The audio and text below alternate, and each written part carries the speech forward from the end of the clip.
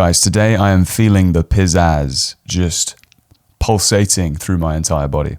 I have an extremely fancy coffee in an extremely fancy mug. Notes of elderberry and mahogany. And I'm going to be answering a bunch of your questions today. New format. It's called the Coffee Q&A. I'm bringing it back. I did this like 10 years ago. Today, I'm starting a brand new exciting series called Coffee Q&A. Let's go. Fancy keyboard shortcuts. Love it. Right, this is my comment section. Now, I was just going through this before making this video, and it's pretty intense. Like, one thing I've noticed about making a video every single day on this channel for the last 15 days is, I could look at the views and be like, sweet, we're getting some 3,000s, some 2,000s, some 1,000s, some 10,000s, but all within 15 days. And so I could kind of look at that and be like, my overall channel performance, my overall, views per video are pretty similar to what they usually are, or even a bit lower, because some of my videos would often get like 5,000 views. But that does not account for volume, right? I've published 15 videos in 15 days when I would usually publish like 2 a month. And so when I actually look at my comments, I have so many more comments than I normally would. Like, it's absolutely insane. These are all like within 1 day or 13 hours, and then just keeping on going and going and going. It's just insane, the amount of comments, which to me is a really good sign, because all of you guys are engaging, right? And there's so much more content for you to engage with. There's so many more people engaging, which is always an amazing sign for the health of a channel, the health of a business, a personal brand. It's like, this is the actual stuff that counts, like the actual amount of people who are showing up and interacting with your stuff, which is sick. The problem is with making a video like this is that it's just too many, and actually not very many of them are questions. I was quite surprised. I guess I asked you guys for some questions very early on in this channel, but in this challenge, sorry. But recently there've been a lot less sort of specific questions and general comments. So I'm going to pick a few from here, and then I found out this thing in the comment section where you can search for specific questions, and then it will hopefully bring up the actual questions that you guys are asking. When do you plan titles and ideas? Do you have a bit of a list built up? Are you just planning for tomorrow's idea during the day? Cool. This is by Luca Bade. Welcome, Luca. So in the context of this 30-day challenge, right, it's a video every day for 15 days. When am I coming up with ideas? What I've been doing is trying to batch ideas on a Monday. And so on the Monday, I'm doing quite a lot of ideation, which is usually about 3 hours of work, where I'll just focus on coming up with the best titles and video concepts that I can. And I think without doing that, I would be seeing way less success on this challenge right now. And what's interesting is when I go to my videos here, I wasn't doing this. So this is the video where I started this 30-day challenge. I started doing this at this video here. Give me 7 minutes and you'll never say again. Before then, I was just kind of coming up with like titles that I quickly thought of and thought would do well, because my intention starting out in this challenge was I'm going to spend like an hour on this a day and then have the rest of my day for myself. That was my intention, right? So it was even stricter. It wasn't only one video a day. It was like only spend 1 hour on one video a day. And, this video did well. This one less so, this one less so, this one not really good at all. And then I was like, right, I think around here, I was like, I need a new strategy here. And I would like to turn this into more of a business experiment to see how well I can get new leads and new views into my channel. And so around here, I started this ideation process. I think this was actually a Monday when I made this video. I went through a bit of a dip where I was like, I need to rethink what I'm doing here. And so I sat down and came up with as many ideas as I possibly could, ideating all of these ideas. You can actually see it. I wonder if I can get this up for you. And so I made this document on that Monday after making like 5 videos. And I said something like, I actually, yeah, these are just notes to myself. I started writing, I'm trying to make YouTube videos that get views, bring in clients, build a community, keep people coming back, and be genuine, self-expressing, on purpose, big ask, but let's see if we can get there. Right now I need a system. And so I just started writing out all these ideas, a little bit of self-motivation, get my shit together, get my thoughts together. And yeah, this was sort of my scratch pad. I started writing out all these different ideas.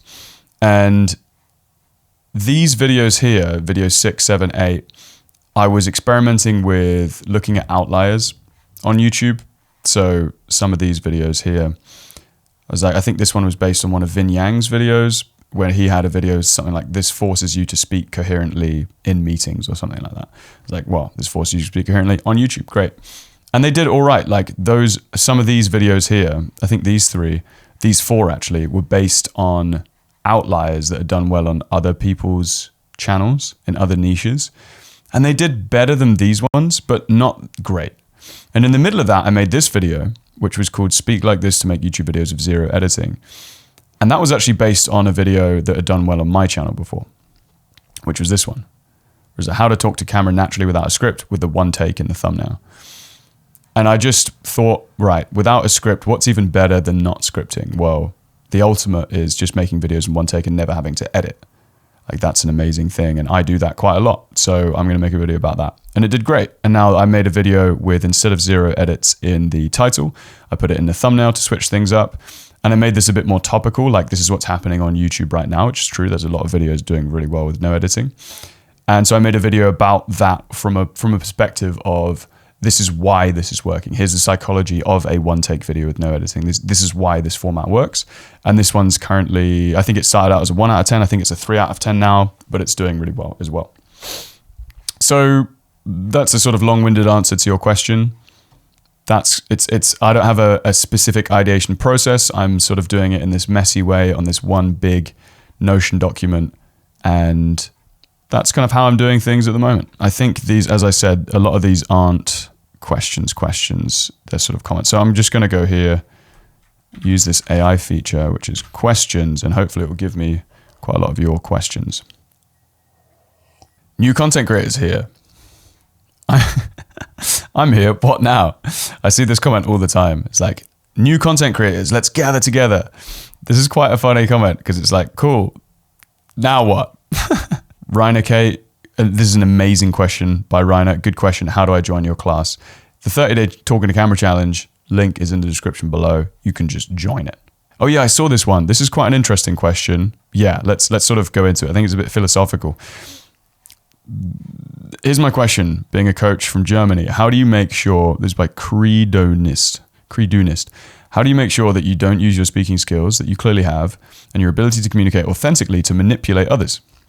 I'd suspect this is a temptation, especially if you want to achieve your goals. In the end, you have to earn money and you want to be successful and market yourself, personal branding. In other words, how do you make sure to not reduce the ability to be authentic as a means to an end? Yeah, I mean, there's quite a lot in this question. And to be able to communicate authentically, like if one was to communicate authentically to manipulate others, that would mean that you'd have to authentically want to manipulate other people. And so I don't think many of us, I think there's many people in this world who are like, I authentically, like heartfelt, authentically want to manipulate people. There are some people, I'm sure, but I think most people here are not like that. And so that's the amazing thing about communicating authentically, is that it's kind of a filter. It's a bit of a check to be like, okay, like let's say I'm making a video and maybe I'm not feeling authentic. And maybe, I don't know, maybe I'm feeling a bit like I'm selling an idea or a concept that isn't really true or something like that. Or maybe I feel like I'm pitching my program like aggressively or something like that.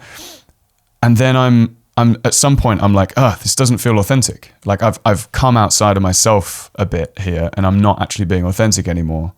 So if I could come back into my authenticity, how would I approach this? Well, if I'm trying to sell an idea, let's say I'm making a video that I don't actually fully believe in, and I'm like just doing it for the views or for business or whatever, then coming back to my authenticity, I'd be like, well, I don't fucking believe in this. I'm scratch this. I'm not going to do this. I want to make a video that is true, right? That's an example of your authenticity making you more credible to yourself and to others.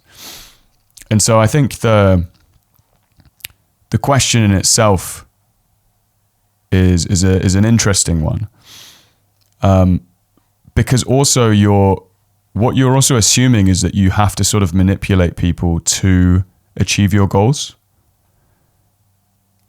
but that's just not true, right? So you can see it as manipulation, like, oh, I'm manipulating my YouTube audience to buy my programs and like join my email list. Ooh. But it's like the amount of people that I see come out of my program and leave a glowing testimonial and literally say this is life-changing. At some point, it's my job, it's my responsibility to try and get lots of people into that program that I know will do amazing things for them. So there's the manipulation is a strange word to use in this context, and I don't really think it's that relevant, because if you have a product that you know will help certain people, then you create marketing to filter out the right people, to only attract the people who are going to be benefited by this product, and then make the product amazing.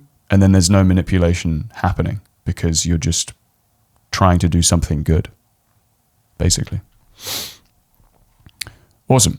May I ask your question and lens setup, my good man? Thank you for time and knowledge. Yeah, so my camera and lens setup, damn, I should have gone full screen for that last one. That would have been so much better. My camera and lens setup is a Sony a7S III, which is filming me right now. And my lens is a G Master 35mm 1.4. It's pretty expensive setup. You don't need it. I got started out with a £500 camera 12 years ago, and I'm sure a $500-600 or whatever that is, $700 camera now would look very similar to this. So if you want my specific look, there's my gear. You don't have to spend that much money though. What microphone am I using? Yeah, I'm using a DJI mic. This is a Shure mic, but I'm assuming you're not referring to that, because I don't use this in most of my videos. Use a DJI mic. I've got like the version 1 or whatever it is. It comes in this box. I've got the first generation. I'm sure the newer ones are even better. And then I plug that into a Rode Lavalier 2. So it plugs in here, and then I just clip this to my shirt. And that's how I have great audio quality. A lot of it comes in the post-processing as well, to add some compression and EQ, etc., to the audio to make it sound better. But that is the source. 2,000 views 9 days ago. What's wrong with YouTube? Are you shadow banned or something? No, I'm not shadow banned. Things are going pretty well. Can you have multiple pull paint points for each point? Or not just story, but a story and an example? Yeah, so anyone who doesn't know what the pull paint point method is, this is a method of communicating in your YouTube videos that makes your information feel new, fresh, and very easily understandable. The pull is selling the point. So it's basically like, this point I'm about to make is important because. Then the paint is, before you actually make the point, you give an analogy or a story to explain the point. And then you actually give the point in the action steps. And so you're saying, can you have multiple pull paint points for each point? You can. I wouldn't necessarily recommend it. I mean, you totally can. There's not like rules really to follow. This is just like a framework that can help guide you. So if you find that helps you explain it much more, then great. The risk there is that you start spending a lot of time on each point, and you might not want to do that. Where I can see this working is if you're making a 10-minute video and you have like one point in the video, and it's a slower video, it's more of a mindset video, maybe you're giving one big epiphany across the video towards the end, and you want to have a pull paint point within that entire video. So the pull almost is like the intro, the paint is the sort of the analogy, and then the point is the mic drop, the epiphany moment towards the end.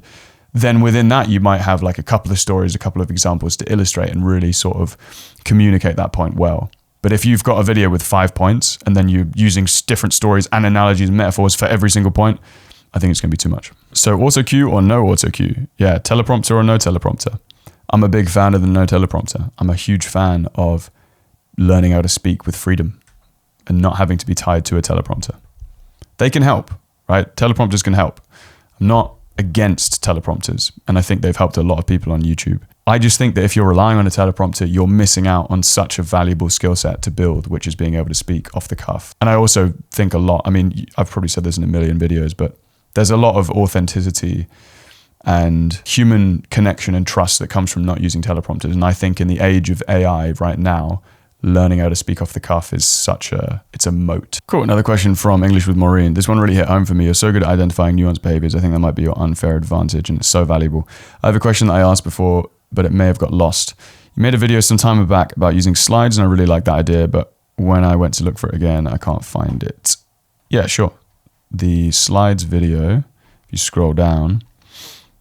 By the way, guys, like if you're new here because of this 30-day challenge that I'm doing, there's a lot of gold to be mined from the videos that I've made before. There's this one, the slide method. Speak like this on YouTube to 10x your business. There I go over a method of recording where you can use slides like I'm doing in this video to share your points and present, and it sort of keeps you on track and it can be really helpful. Awesome, I hope you guys enjoyed that video.